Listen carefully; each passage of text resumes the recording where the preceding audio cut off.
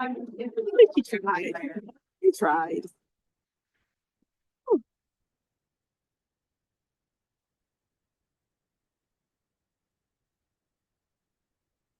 Great.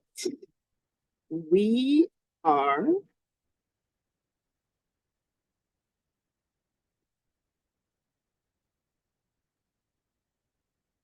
Did you guys get a chance to look at the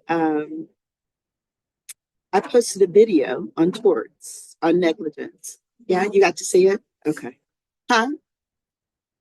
Oh, oh, good. No, or was it that bad that you just had to read? It's like, oh my God, what is she saying? Like, oh, okay, okay, okay. I started to get nervous. I was like, I thought it was okay. Okay. Launch meeting. No, I want to share my screen. You guys, because my brain just wouldn't be working this late.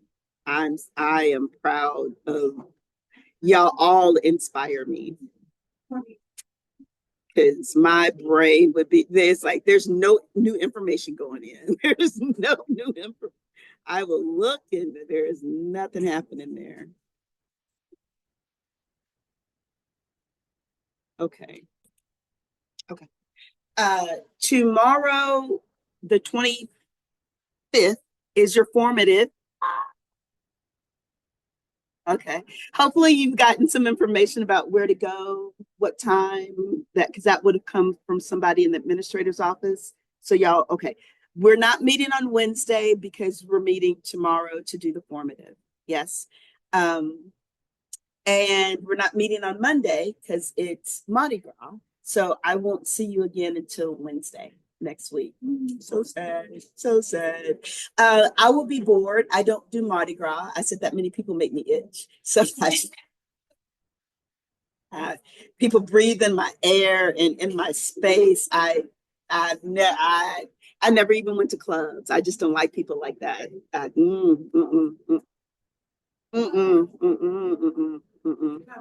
I was a biology major. I had other things to do. But with that being said, um, I plan to probably upload at least one or video, which would be the conclusion of duty. Right. So if you guys get a chance, you don't have anything to do, you want to get caught up on work or something like that, I'll try to put some content up so that you can have something to do over that space. Okay. Duty, it's really rather simple.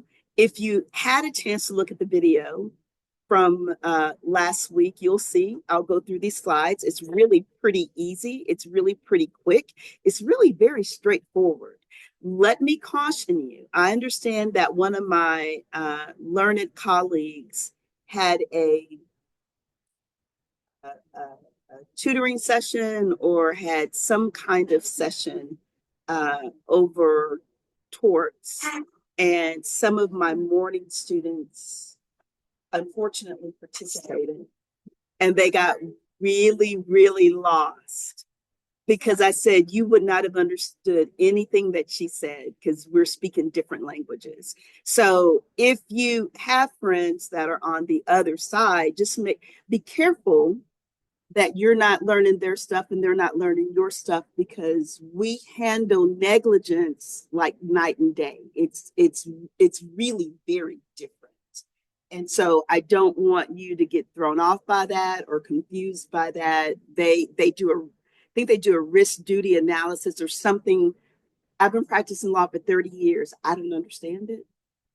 So I just be careful because that can create some real problems for you. Yeah. Yes, please. That was the order and those issues that we've had to do. And if you're clearing it up and we don't have to do that, hallelujah. You do what I teach you. Yeah. So in essence, this is the first semester where we're in the spring. See, it's not bad in the fall because in the fall, common and civil, we teach the same thing and it's the same law. right? So there's no, and it's the same approach. So it's really very easy, so that the formative that you do in the fall is the same formative. The one that we do in the spring is different. They're two completely different problems and two completely different sets with two completely different rules of law. So Sybil is going to be doing one problem. I don't remember what it is, but we're going to be doing a completely different problem that the common law professors put together.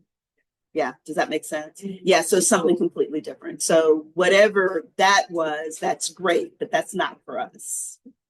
Yeah, I'm getting ready to tell you what to do for us. Yeah, all right, very good.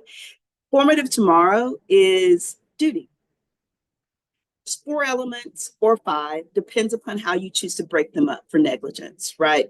There's duty, there's breach of duty, there's actual cause, there's proximate cause, there's damages, right? I said again, the reason that some people have 5 is because they make actual cause and proximate cause 2 separate elements.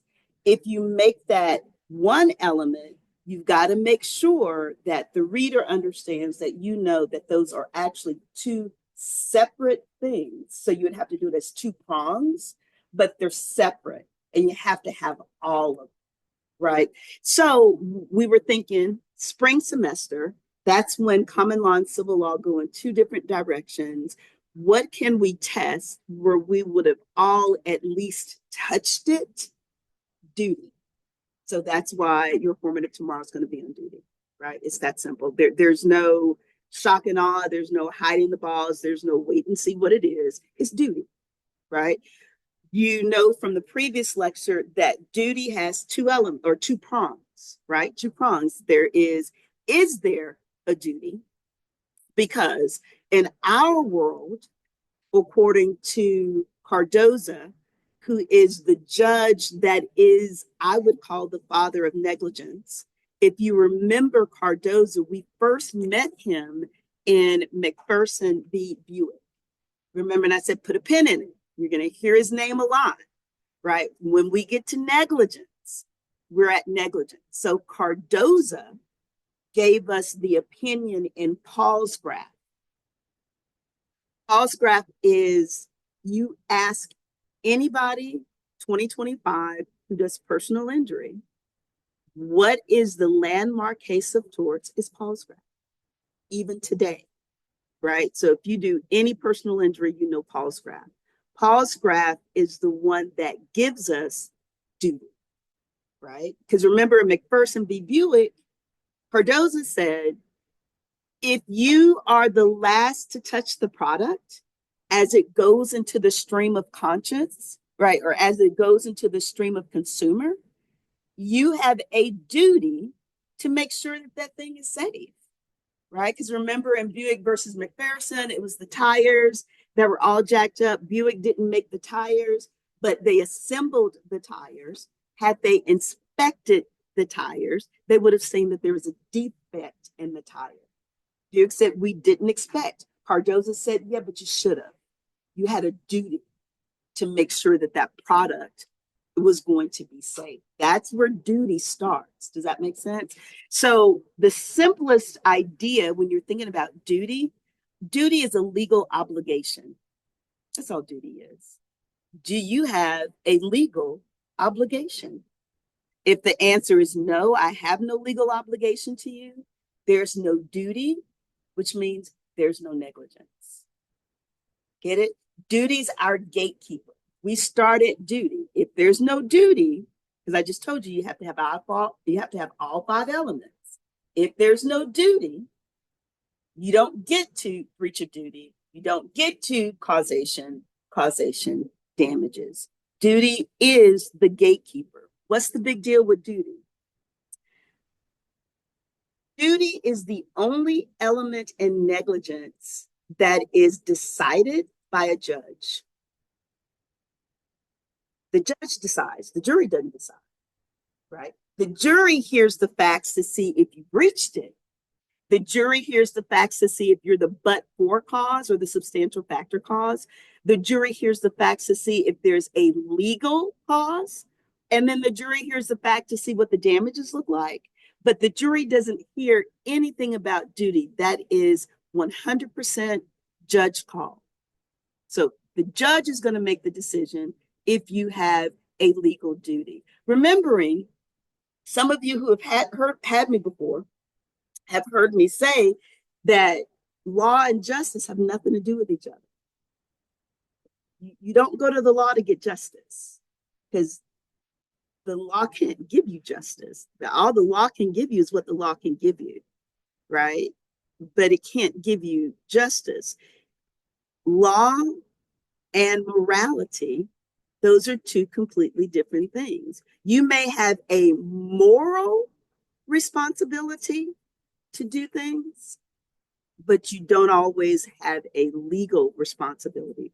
Here is a horrible but a common example. You see a baby, railroad track, crying and screaming, trains coming. What do? What happened? Get the baby. That's not a legal obligation. Baby, your baby? Not your baby. You don't have a legal obligation to get the baby. You let the baby get run over by the train. Now, y'all can talk to God about that, but you won't have to talk to a judge about it, or a prosecutor, or a defense lawyer, right? Right? So we're looking at legal duty, not looking at moral duty. We're looking at legal duty, right? So what is negligence? It's a tort. And it's a tort that occurs when the individual fails to exercise, stop writing. The standard of care is not always reasonable care, right? 98% of the time, it's reasonable care. So when a actor slash defendant slash tortfeasor, right, when they fail to adhere to the expected standard of care, that's negligence. Does that make sense?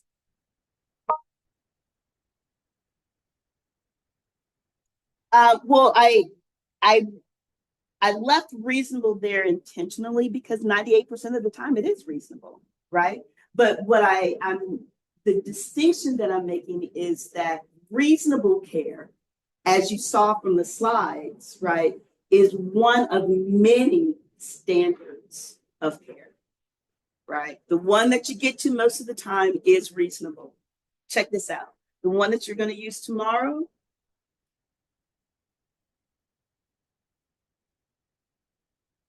but remember, two prongs. Do I have a duty? No, I go home, right? I'm done. Well, at least as far as negligence is concerned, I might have something else, but it's not negligence, right? Do I have a legal duty? If the answer is yes, to figure out, well, what's the duty? What's the level? What's the standard that I'm supposed to adhere to? That's when I'm going to get into my reasonable person and my other potential standards. So tomorrow, when you get asked if you have a duty, it's only one element, but you're actually having to answer two questions, right? Is there a duty? Duty to what? Duty not to increase the risk of harm to someone else. That's what the duty is. The duty is to not make some place more dangerous than it already is, right? You have a right, like a RIGHT, right, to act a fool if you want to. You can get in here, you can throw stuff around, you can walk on tables, you can jump on chairs, you can jump over people's heads, you can play leapfrog over the tables if you want to. You have an absolute duty to do what you think makes you feel good. We do. But we don't have a right to increase the risk of harm to somebody else. Get it? That's the balance, right? If I'm in this room by myself playing Tinkerbell, jumping from toe to toe, pirouetting, nobody cares. Well, unless I fall and then I try to sue the school because I say the chair was negligently placed or something like that. But sort of that, right? I haven't done anything to increase anybody else's harm, right? I would have, that's my harm. That's me harming myself. But in a room full of people, it would be what? It would be irresponsible for me to go pooping and hollering and jumping over chairs and jumping over tables. Why would it be irresponsible? Because I've just increased your risk of harm. That's what I don't get to do. So that's what my legal duty is. My legal duty is to not increase your harm by my actions, by my conduct, by my behavior. Because remember, torts is a communal law, right? The whole purpose, the entire reason that torts exist is to try to compensate by some form of acknowledgement or some form of reimbursement someone who's been injured by somebody else's behavior. That's all torts is. Every tort, defamation, trying to get compensation for somebody who's injured you, right? That's all torts is. And so it's the balance of how do we get along in the world that's full of other people is what it is. Does that make sense? And so if I fail to act in a way that's expected of me, then I should be held liable for any damage that I do. I think, and I, right. So a lot about negligence is really kind of commonsensical. Right? That makes sense. Yeah. Thoughts, questions? No. The reason that I'm going so methodically slow is because I want you to understand, number one, you're going to see it tomorrow. Number two, you're probably going to see something about negligence on the final exam just because it's such a huge part of torts. Number three, if you're working with a personal injury attorney this summer, because there's a lot of them, that's a really good place to get trial experience, discovery experience, deposition experience. Is a really treasure trove of great experience, right? And the other reason I'm really just kind of trying to be really methodical is about it because you're going to see it on the bar exam. They love it. They just love it. It's just an easily testable subject, and they love it. You're either going to see it in the MBE, which is the multiple choice, or it's going to be one of your essays, or it's going to be both. You're going to see it again. And what I'm trying to instill is an understanding about it. So if you understand it, even if you forget one of the rules, you can work your way through it. You understand it, right? Because it's pretty commonsensical. Question so far? No? Yes? No? Yes? Essay purposes and the bar exam, because in 41 we were taught, even if all of the elements aren't met, we analyze all elements. You got to read the call of the question. And we're going to get to that. Excuse me. And that's a good enough question that I could actually digress now, but I want to wait. I've got a little bit of a visual so that you can follow it. But it asked about negligence broadly. For instance, there's going to be a slide on here that talks about cat and dog. And the question is, if cat sues dog, right, can cat be successful in a negligence claim? Explain. That's all the elements, right? Because negligence, in order to get to negligence, I got to get to this. I got to check each and every one of those boxes, right? If cat wants to sue dog for negligence, will cat be successful if we're only told to focus on duty and standard of care?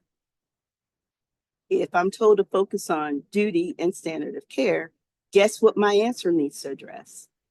Duty and standards of care, right? Do I need to say it one more time? I'll say it one more time. If your call of the question asks you to focus on duty and standard of care, your answer focuses on duty and standard of care. Well, but why wouldn't I focus on causation, damages? Because you're wasting your time.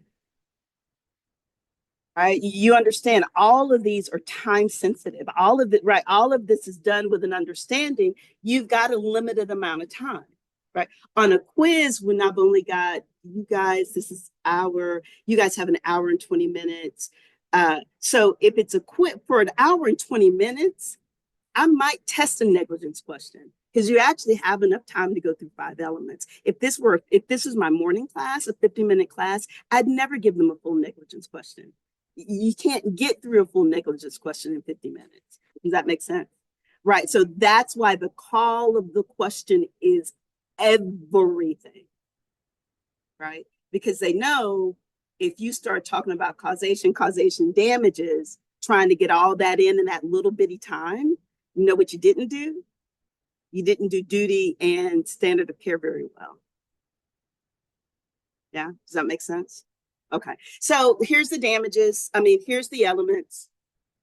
After we go through the elements, had I known it was the next slide, I would have just waited.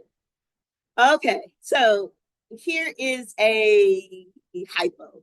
If cat sues dog under a theory of negligence, will they recover, they being cat? Prompts are you going to have to respond to from that question?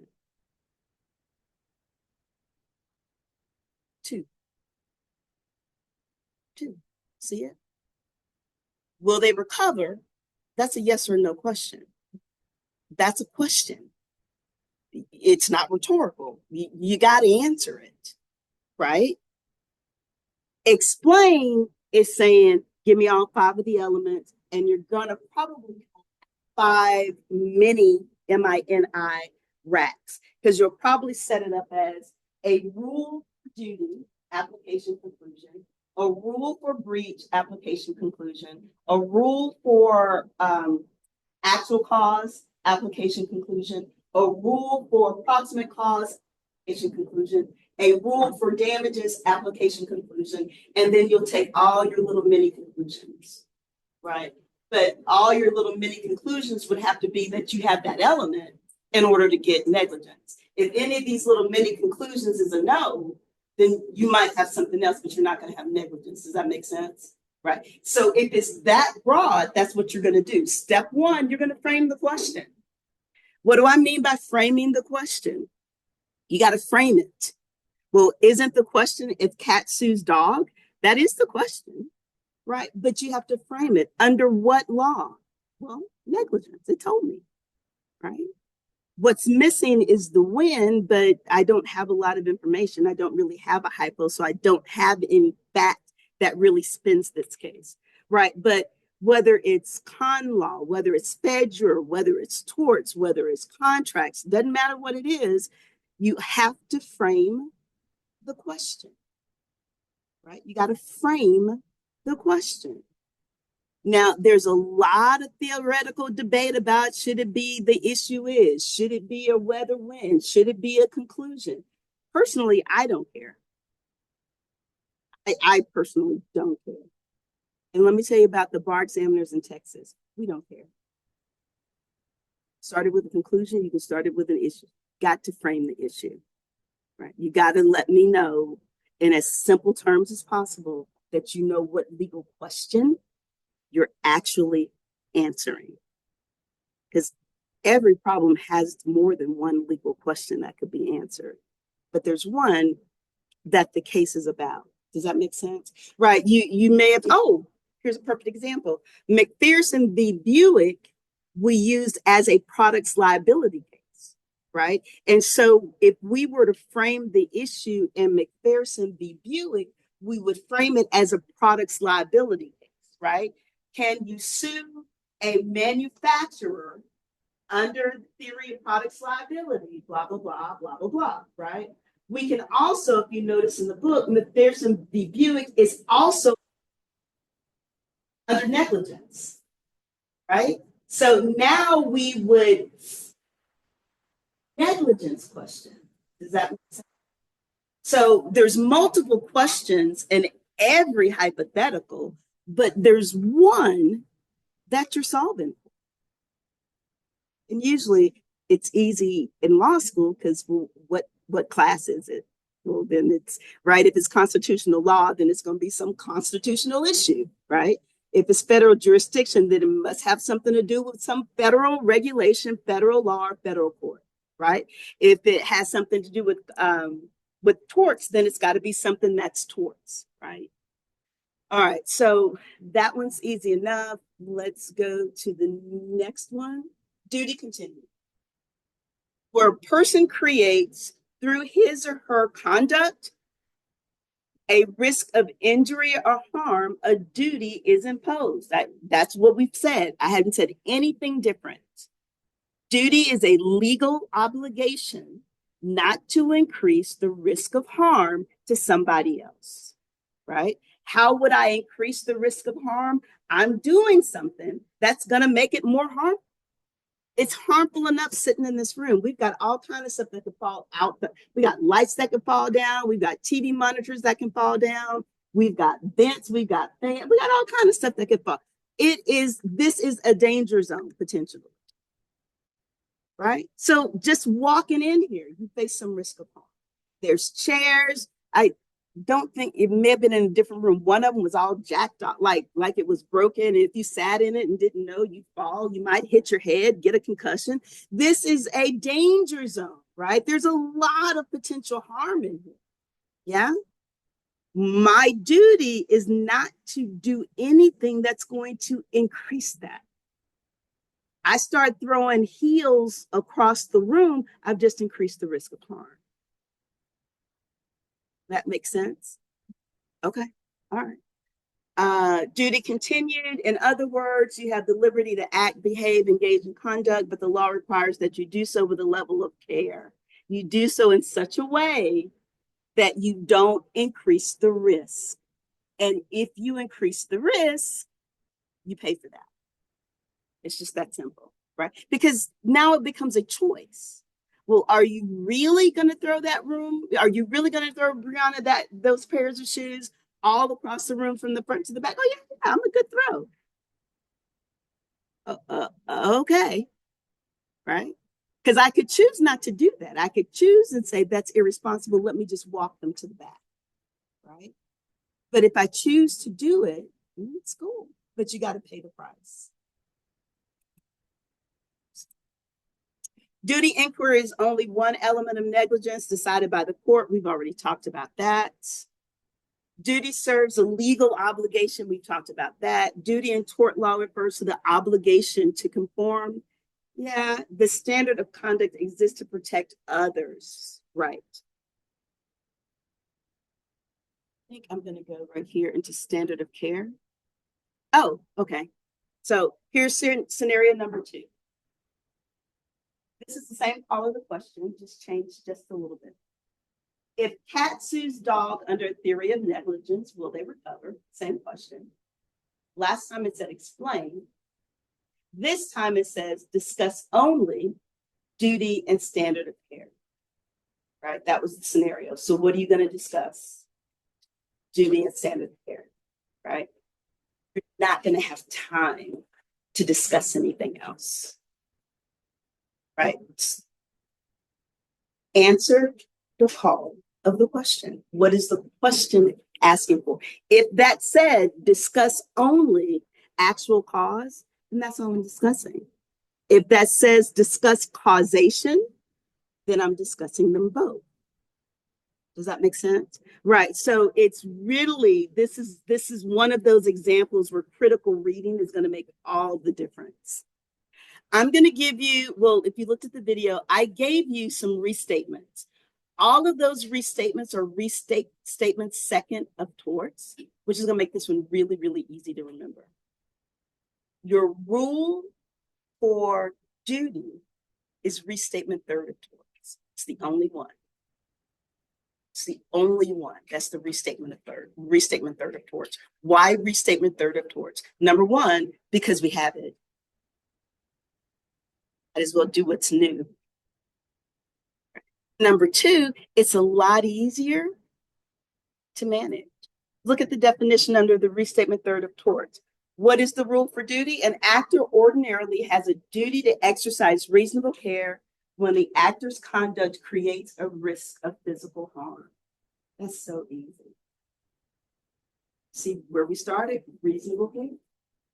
Why? Because reasonable care is our base. So at minimum, if reasonable care, that's the low bar, right? That's the minimum.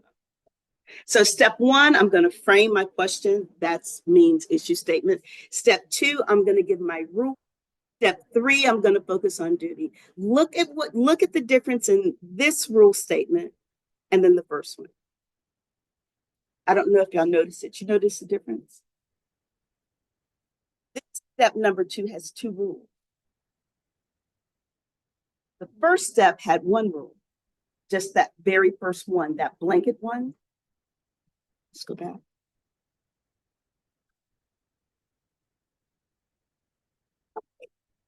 Hello? I'm good. Check the temperature for y'all. Thank you. Thank you for checking on us. I appreciate it. Thank you. There it is. Wait, I thought I did this before. I did, right? Am I missing slides? Oh, there it is right there. Okay. See step two?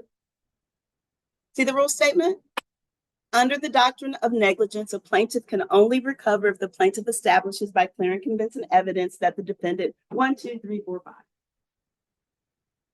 I like to enumerate 1, 2, 3, 4, 5. Number one, I enumerate, well, as a trial attorney, I enumerate it because if I could tell the judge or the jury, I just want 3 things.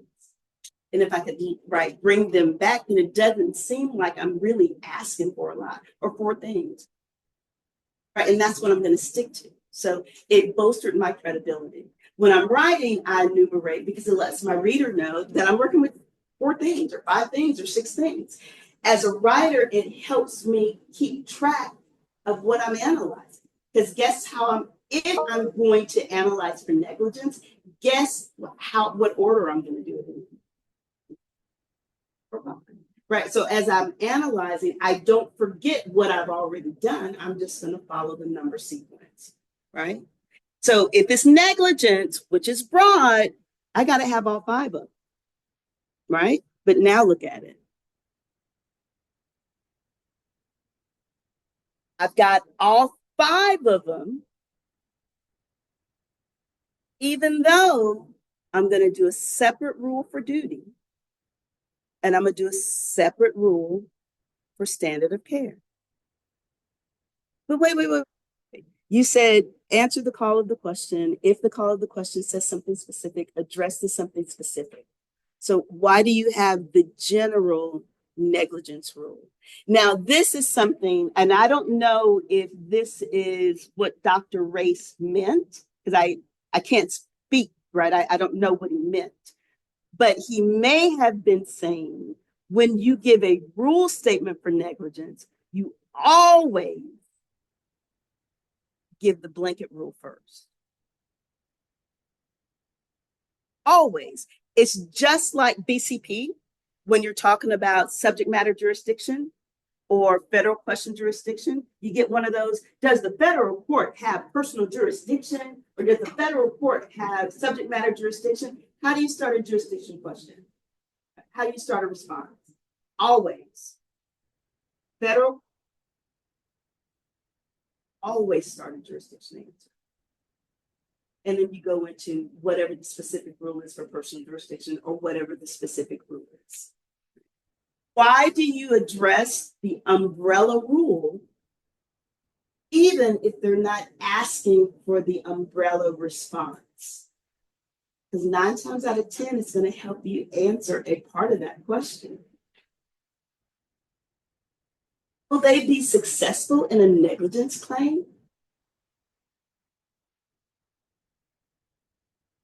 In order to prove negligence, I got 5 elements.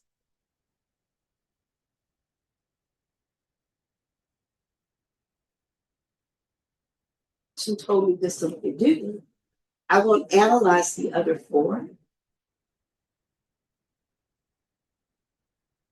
Almost a trick question, because what do people do? 77% of the people don't answer that first question. Some people don't answer the question, right?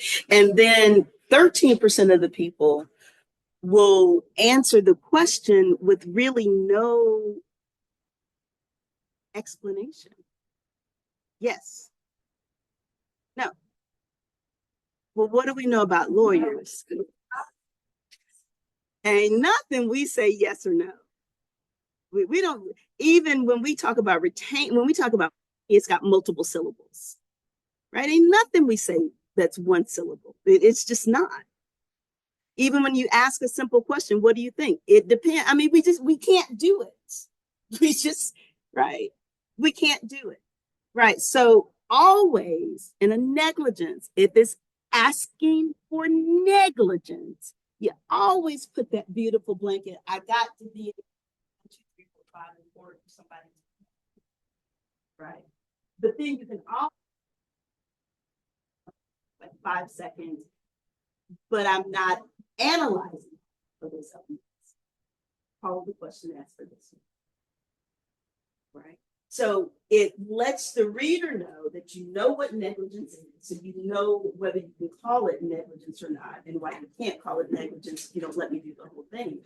Number 2, I can show the reader that I know what the elements are, right? And number 3, I can provide a soft explanation of why my analysis isn't going to be a full analysis, because I'm just going to respond to the call of the question, right? Because nobody knows what you're thinking. We only know what you wrote. Does that make sense? All right. Step 3, then we determine duty, right? Because remember, I did it over here. We got all these individual rights, right? What's the rule for duty? I'm going to apply the rule for duty. I'm going to conclude if I have a duty or not, right? If I've got a duty, then I'm going to keep going. I'm going to go to the standard of care. Not element 2, but I'm going to go to the standard of care, which is a part of the duty element. Yeah. So how many racks are you going to have tomorrow? At least 2. You got to have a rack for duty. You got to have a rack for standard of care. Got it? Okay. All right. Day 2.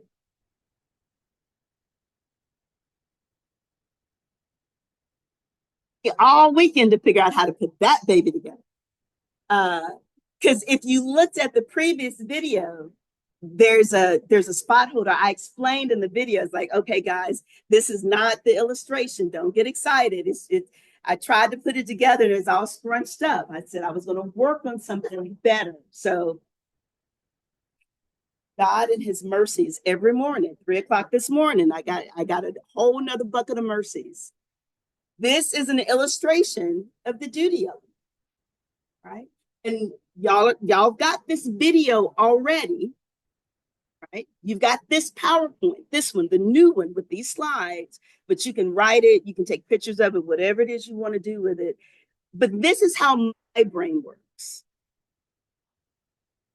If your brain doesn't work like this, don't, right? Just say, yeah, can we get to the next slide? Right? But you've got to figure out how your brain processes. If you can figure out how you process this information, then you come up with your method, and your method becomes your template. And that's what you use for the next 199 years. It's what I've been using for the last 30, right? Once I figured out, how do I think about this thing to get my brain to do what I need to do without trying to be somebody else, right? Without looking at some other template that makes no sense to me. But this is it. I've got 2 pieces. Number 1, is there a duty? If it's no, you see there's nothing under there. I'm done, right? As far as negligence is concerned. If the answer is yes, I get it. How did I know I had a duty? There's 4 tests. Y'all can cheat. Y'all can look at the PowerPoint. It's okay. There's 4 tests. Y'all know there's nothing. Y'all know there's no. So do you have a duty? I do have a duty. How do you know that you have a duty? because I have a legal obligation not to increase the harm. Great, you know the definition of duty. How do you know that you got one? Because it's manners. Well, kind of it is manners, right? But right, how do we know? Because I use the test. I either use the foreseeability test, Restatement Second of Torts 281, 289. What's the foreseeability test? It's Cardoza. It's Cardoza. Could I foresee? Here's a better word. Could I anticipate? Here's a better phrase. I knew that was going to happen. Girl, I knew when you did that. I knew you were going to pull that down on your head and it was going to hit that girl in the face, right? Haven't you? I knew that was going. No, you didn't, right? So that's the foreseeability test. Now, I gave you a very colloquial definition of the foreseeability test. The more formal one is I give you the restatement. Look it up. Remember, I said everything on this chart is restatement second, with the exception of duty, which is the restatement third. So I didn't go back and put restatement second in all of these because all of it's restatement second except duty. So you want to know the formal definition of the foreseeability test, restatement second 281, 289. There's a special relationship test. What's the special relationship test? Do we have a special relationship? Because I might have a legal duty based upon that special relationship. Remember that baby that was crying on the railroad? I said, is that your baby? You said, no. I said, well, just keep on walking, right? Because if it was your baby, special relationship. Special relationship. Husband, wife, special relationship. I don't care if y'all are in the middle of a divorce. Special relationship, right? Special relationship.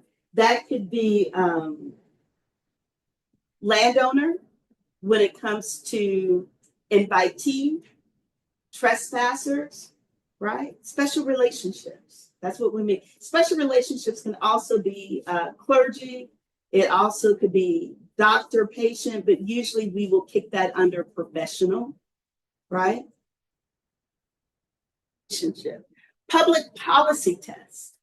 What's a public policy test? Dram shop laws. Y'all know dram shop laws? You don't give drunk people alcohol or you lose your business. Dram shop, right? Some places it's actually illegal to sell alcohol to people that you have reason to believe are already inebriated.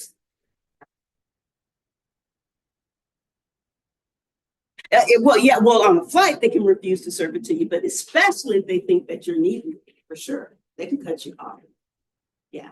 So, right. So, last one is control-based duty. What's a control-based duty? Let's go back to the baby who's crying on the railroad track, who's not our baby, and we don't have a special relationship. But we say, oh, pobrecita. We're going to go and try to save the baby. All right? We're going to go try to save the baby. So don't cry, baby. I'm coming. Right? We come.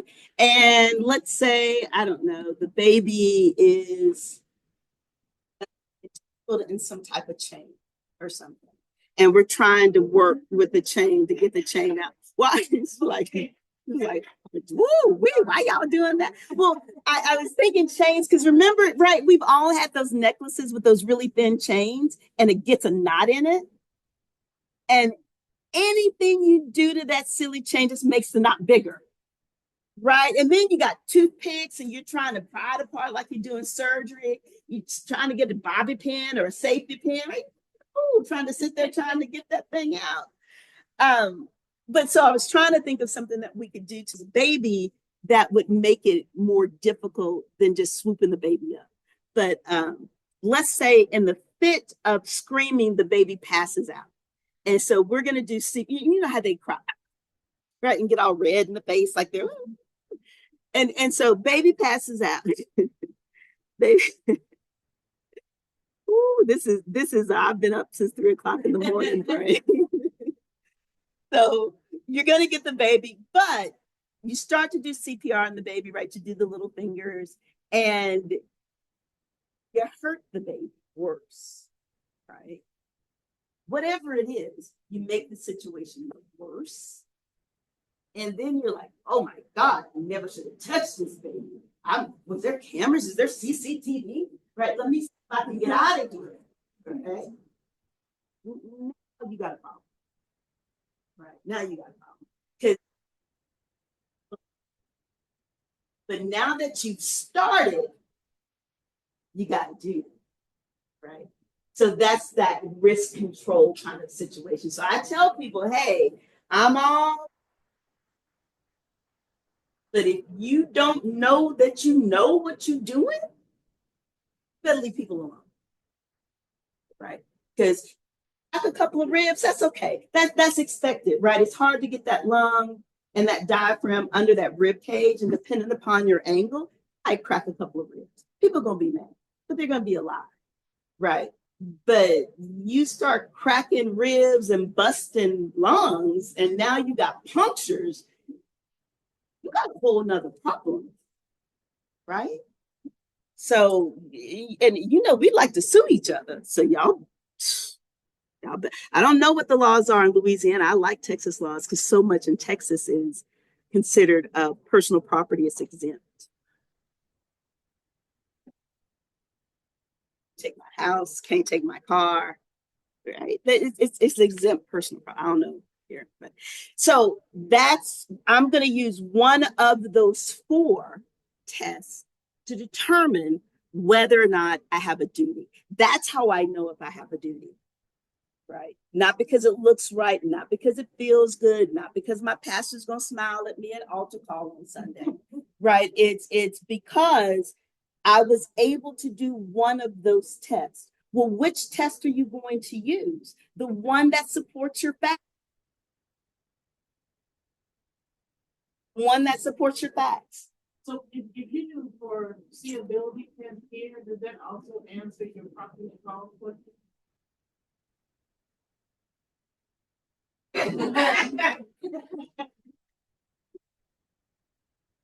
For the video, I winked. Yeah. Right? See why we like Cardoza? See why his name is like, yeah, they talk a lot about Cardoza because Cardoza, by putting the proximate cause analysis in the beginning to get us through the door, right? He really helps us along the way in the rest of the analysis. Yeah, right? Because foreseeability is foreseeability, and that's what proximate cause is. How foreseeable was it? Right? The foreseeability is based upon the zone of danger, right? What's that zone of danger? We've talked about it. If I'm doing some conduct, some action, some behavior that increases your risk of harm, right? You're within my zone of duty. If you're walking down the hall, you're probably not in my zone of duty, right? Because I can't reach the people in the hall. It's just a door. No, I understand that, right? But if I'm throwing shoes this way, anybody outside that door is not going to be at risk of harm. Does that make sense? So the foreseeability is dependent upon my zone of danger. So I have to look who's within my zone. And if I can reach them, I got to do it. To behave in a way that's going to increase their harm. Yes.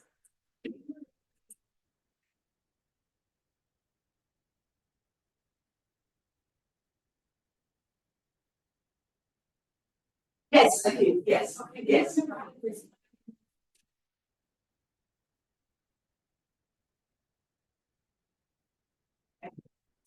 he said, this is why I was confused. Actually, to this college girls. And then requires the result of the speed. Yeah, we're not there yet. So, okay, I can't. I never get pause. If I don't have an additional pause, I have never considered. Right, foreseeability is going to take into consideration intervening cause only if there's some other cause out there. We haven't done anything with it. Talked about a cat and a dog. I guess not saying anything bad, but it kind of confused the way I'm learning. And assume that Don't assume anything, read the facts. And you're not gonna have a fact tomorrow or anytime in the next couple of weeks that breaks the causal chain. Okay, you're just not there yet. Right? Yeah.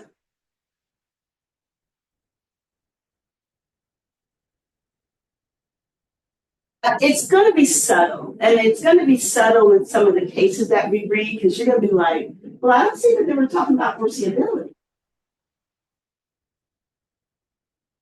Is that going to be a main focus for us? No, because the main focus for us is Cardoza, and it's for foreseeability. Yeah, but so we don't abolish Andrews, we don't punish Andrews, and we love dissents because we know what about dissents. Oftentimes they become future majority opinions, right? So there's going to be some times, and there's still some jurisdictions who might rely on Andrews, but the majority rule is going to be Cardoza, and it's going to be foreseeability. Yeah. Okay. So this is how we determine, right? We're not even addressing causation, right? We got to get through breach of duty, and we got to get through actual cause before we ever get to proximate cause. So let's just leave that, because I think if we go into it methodically, it starts to just kind of open itself up. Does that make sense? So, and next week is Mardi Gras, so probably the week after.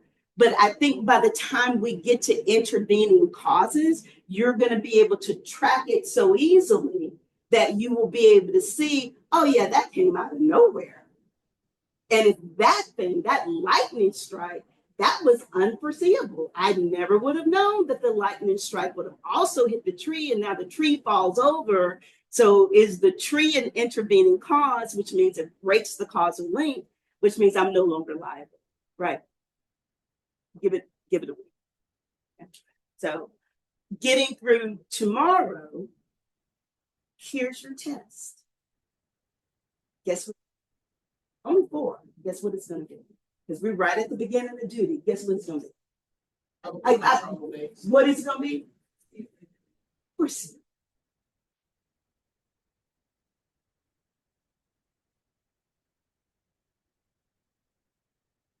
It's the one that's the easiest to test. So what test, what rule of duty? There's 4. There's 4. What rule of duty are you going to use? What is your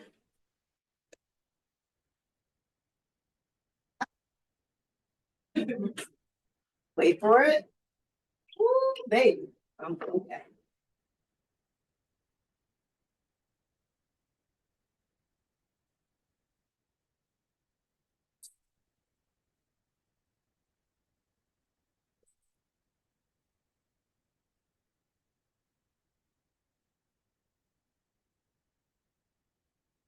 Because it's a formative, guess what it's going to be? Yes, there's going to be a duty. I know y'all were thinking. And so because there's going to be a duty, now what am I going to do? I got to determine what the standard of care is. That's right. I know. What is this rule? This is restatement. Third. 7. I was pressing hard. Y'all hear it squealing? It's like a little baby pig up there. Right? So that's why I'm going to have mini, M-I-N-I, racks. Right? It's really not many, it's only 2, but it's more than one big overarching rack.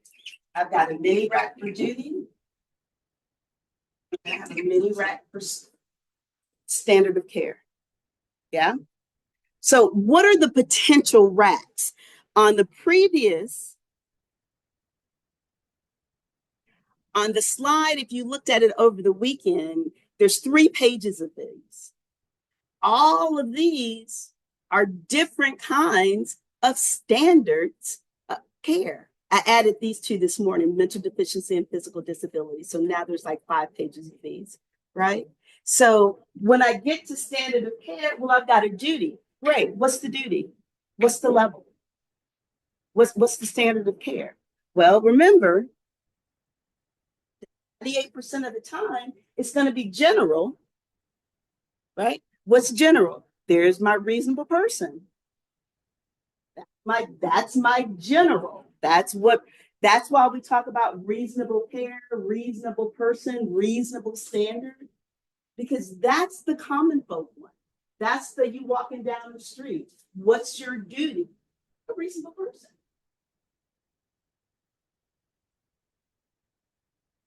That's myself in a way that any reasonable person would be expected by societal norms to do in similar circumstances. See what I mean? A lot of it's just commonsensical. It is not what would Stephanie do in that situation, or what would Stephanie do in the same or similar situation, or what would Bob do, or what would Jack do, or what would Priscilla do. It's a reasonable person. It's a reasonable person. Restatement second of Torts 283. Go introduce yourself. That because I think it helps you get a better understanding of what it is we're doing, not because you have to define a reasonable person in your response. You don't have to say that the reasonable person is a person of average intelligence, looks out for the benefit of others, who is more concerned about the safety of other people. That's who that reasonable person is. But you don't have to be of who that is. Yeah? Reasonable person's hypothetical. He doesn't exist.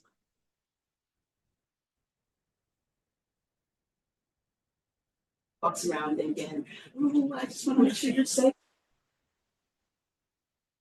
Walk in the streets and you can walk on the side. That's why the reasonable person, it had to be objective. And so objective is hypothetical. Are you laughing? He's like, who are these people? Is that what you're laughing at? Mm-hmm. So funny. I had a closing argument.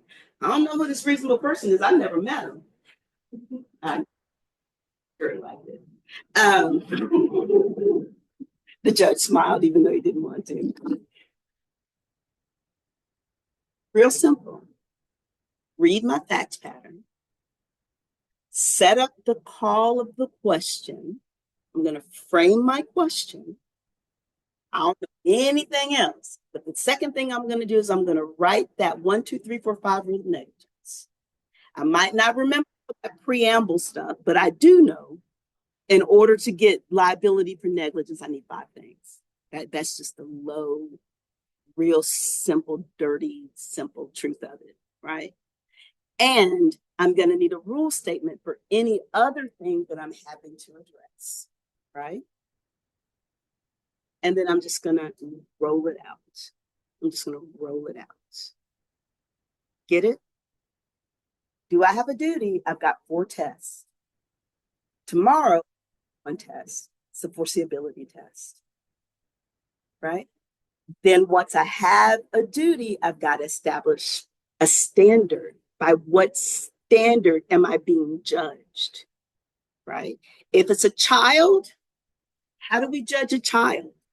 If it's a child doing a child's activity, we're going to judge them as any reasonable child, same education, same experience, right? Same age, doing the same or similar circumstances. So basically what we're doing, we're getting the group average. And that's what we're doing, right? We're just getting the group. Where's the average? Knowing that we've got some higher than the average, some lower than the average, but we're just, because nobody's perfect. We're just trying to get the average of people. Each person would do in the same or similar circumstance. Right? What if it's a child who's in an adult activity? A reasonable person. Right? What's an adult activity? Don't play. Don't right, don't do that. It's too late. It's too late for that. It's past my bedtime. It's too late for that. What are the primary things that are going to be tested that children could do that are adult activities? Shooting guns, because we have situations where people are hunting. In Texas, I think you get your first gun at 6. Right. Because we got hill country, you're hunting, right? This is a real deal. We getting meat for the winter. This is real, right? And if you living out in the woods, you better know how to fire something, because you got your little tigers and you got your little snakes and you got your little. No, we didn't do none of that. My dad used to use a BB gun with dogs that came in the yard. Isn't that horrible? They stopped peeing and pissing in our. Girl, my daddy was in the military. Y'all better quit. So that's children. What if it's professional? Lawyer. You want to sue me for negligence, right? What standard are you going to hold me by? What is the expectation of society as I conduct myself, as I act with my clients, as I behave myself? What are you getting ready to measure me by? Are you going to measure me by just a general person? Of course not. Because you're going to say, you got some education, you got some skill, you got some training. You got to come to a different level, right? Is that some arbitrary level? No. It's the same level as lawyers who do your kind of work with your kind of experience. We expect from you what we would expect from the average of them. Does that start to make sense? That's what the standard of care. Okay. Remember, standard of care is a part of duty. It's not its own separate element. It's part of duty. Okay. Standard of care. And you can look at these. Some of these we're going to look at. I think we've got a couple of cases, one with mental deficiency. What is the standard of care when we're dealing with somebody with a mental illness? This law is from the 1600s. I really wish somebody would change it. It's a person, provided the person with mental illness isn't a child. Like, that's not backwards. If it's a physical disability, now it's going to be a person with a similar physical disability, right? So we're going to make everything else pretty. We just kind of want the middle of the road. What's the average person going to do? In this situation, the C is real good, right? We don't need an A, a B. We don't need D's and S. We'll roll with the C, right? Okay. All right. So tomorrow, there's 2 ways you can look at it. When I answered the question, I used a professional standard because I like hard things. I like doing things hard ways. My suggestion is it's a reasonable person. All right. But you've got all the standards. You don't need to impress these people. Do you understand that? Do you understand that? We don't need to impress these people. Use this as a real writing exercise. I'm going to give it my best. I'm going to do my best. I'm going to try my best. I'm going to use all the time that I have, right? Because you want the writing opportunity. We all need the writing opportunity. We all need to practice. But to the level that you're biting your nails and you can't sleep tonight and you dropping coffee at work, and don't do that. Don't do that, right? It's a writing opportunity. None of your grade. None of this is part of how I judge your writing. None of this is other than a no risk opportunity to practice your writing. That's all it is. Yeah. Don't treat it like anything more than that. Okay. The one you need to care about is the summative that everybody has to have on their final exam, because that's the one I grade. So don't worry about what their grading style is. Don't worry about, well, what if they get the rule wrong? Don't worry about it. We gonna love them. We gonna love them anyway and tell them it's okay, right? Well, what if they get mixed up and they start judging us by this? We're gonna give some grace, right? I will post a sample answer by Wednesday, so you'll get to see what my expectations are for the same question. Yeah, there was a yes. Yes. Next.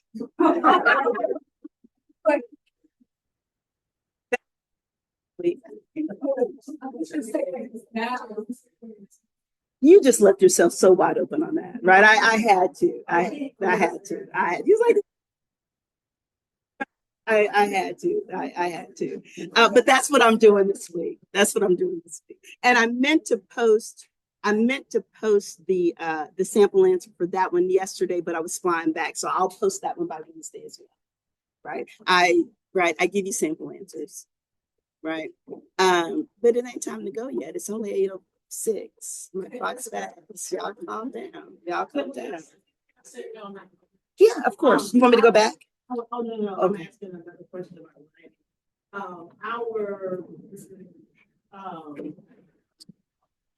It was the first writing meeting. Just a diagnostic. Thank you. The word escaped me. I think like apply a rubric to that so we can see whether or not we're meeting your. Did I not post the rubric? If you know what, I'll look, and if I didn't post the rubric, I will.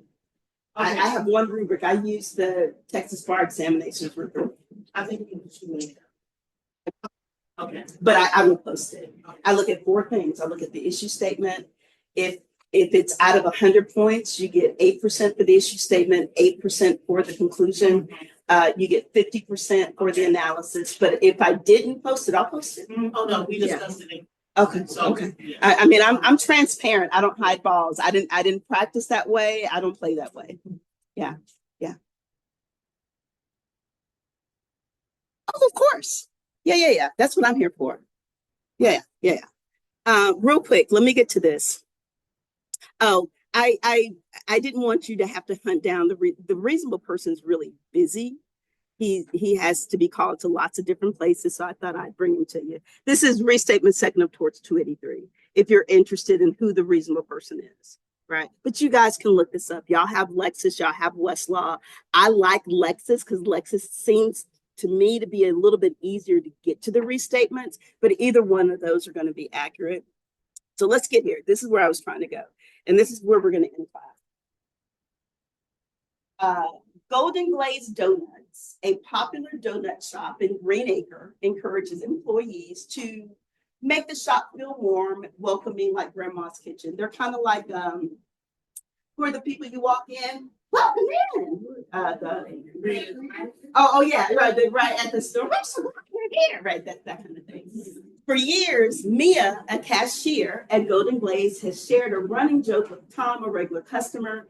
Each morning when Tom walks in, he dramatically points at Mia and says, "You better have my usual ready or else." And Mia says, "Or else you'll have to wait in line like everybody else."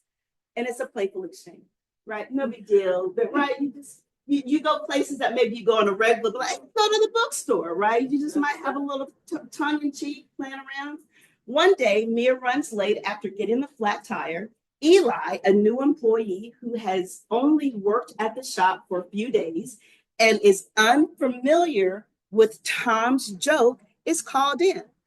When Tom arrives, delivers his usual playful threat, Eli misinterprets it as serious. Startled, Eli instinctively jumps back, bumps into a large coffee urn, knocking it over. The scalding coffee spills on Tom, causing severe burns on his arm. Eli had not yet completed all of the safety training, and being called in unexpectedly, Eli forgot to bring in and wear the safety shoes that he was required to wear in the front of the store. If Tom sues Eli for negligence, will he recover? We know that that's a prompt I got to respond to. Discuss the duty of care and the standard.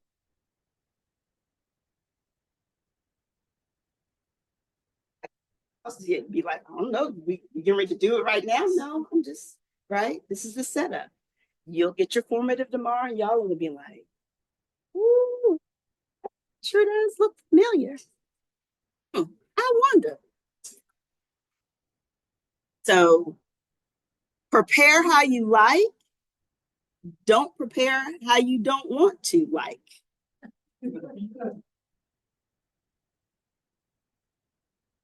There's no shock and awe. Right? It's just really plain and simple. You answer the call of the question. I've got to answer one, if Tom's going to recover. Well, I don't know if Tom's going to recover for negligence because I don't have time to analyze everything because the call of the question told me to focus on the first one. So the response to the first one's real easy. Well, is there a duty of care? Well, I don't know. Right here.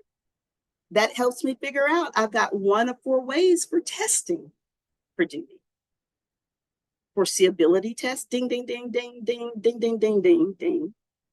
Special relationship, y'all can take that.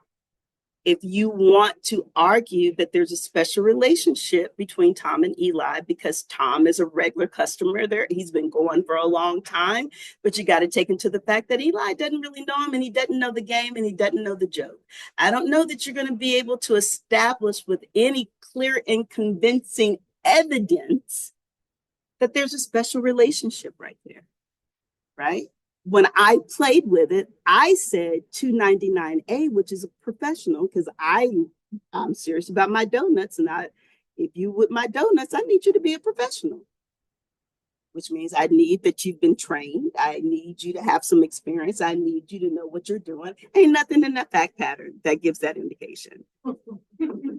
So why do I do the hard things that I do? I feel like Peter. Why do I do the things that I don't want to do? Lord, help us all. Right? But I don't know. You might go home, look at it with a fresh brain and say, I know this is the test that I'm going to use. Oh, you're not going to get a grade, but okay. Right? Do you want to argue that Eli started? No, there wasn't nothing here that you can get to. You can't get to that one. Right? Foreseeability. Is it foreseeable that if I come to work without my safety shoes, that an accident might happen? If I'm hanging around with hot coffee, if I'm close, if I'm near, is it foreseeable that I might knock it over? Anybody been at a table lately with a toddler? What do you do with the top on it? Or you move it out of their reach? Because you anticipate that accident waiting. I've got coffee that's hot, that's so close to me that just by getting startled, I hit it and knock it over. It was probably too close to me. And what I know is it happened. So, right. And from a commonsensical perspective, you've got Tom who's injured by hot coffee that spilled as a common sense thing. Would Eli be liable? Just common sense, yeah. So sometimes you can just work backwards from the common sense. It just makes sense that this kid's going to be liable. So what does that mean? It means he's got to have a duty. How am I going to establish that he has a duty? Which one of these 4 is going to get me there? Foreseeability, because it's foreseeable, right? What's the duty of care? Well, I'm not doing what Washington did because she's trying to make it hard. I'm trying to go easy and show. Easy and show. What's easy and show? It's reasonable person standard of care. That's all that is. We expect you to act like, my mama used to say, like you got some sense. Right? That makes sense. Right. And then once you've done that, sues Eli for negligence, will he recover? How many matters need to be addressed? There's 3, obviously, right? Whether or not he's going to recover, you're going to have to discuss duty. You're going to have to discuss standard of care. What's my step 1? I've got to frame the issue. Y'all know that I like under. So under the doctrine of negligence, that's my rule of law. Is Eli liable for the burns? That's the question. Is he liable for the burns that Tom suffered when Eli caused the hot right? It's the format. It's the format. What's the rule of law? Negligence. What's the question? Is Eli responsible? When he knocked the hot coffee over. That's the format, right? What's step 2? My rule statement. There's my general rule statement with my 1, 2, 3, 4, 5. Right? There's my general rule statement. 1, 2, 3, 4, 5. You see my duty rule? Duty rule right there. Right? Or I could have made a mini RAC and put my duty rule over here by itself. Right? And then do my application, do my conclusion, do my rule, application, my conclusion. Rule 3, that's my duty of care. I took this from 281, 289. You're not. You're taking yours from the restatement 3rd of Torts 7. See how complicated that was for me just to write the rule for duty? You don't want to work that hard. You're going to do restatement 3rd of Torts, section 7. What's my 4th thing I got to do? Got to have a rule for standard of care. There it is. Restatement Torts 283. That's my reasonable person. I stuck 299 in there because I was trying to show that he was a professional, right? Y'all are going to stay with 283, which is reasonable person standard. Establish the duty of care. I know what the rule is for duty of care. How do I show it? There's 3 examples where I actually took a fact, connected it with. That's my duty of care. Those are just examples. Do I just need 1 rule? No, of course you're going to maximize all your facts. If you got 1 fact, use it. If you got 2 facts, use them. Right? Why? Because the more facts you have, the stronger your argument. Right? And just to give you a place to jump off, standard of care, I gave you 1, 2, 3. Here's facts that you can use from this fact pattern that's going to help prove, explain the reasonable person standard of care. And then you got your conclusion, right? Y'all have this. You have the PowerPoint, you have the video, and you're going to have this video. Y'all come in here tomorrow with your head up and act like you know what you're doing and knock this doggone thing out. Yeah? All right. Have a great one. Appreciate you.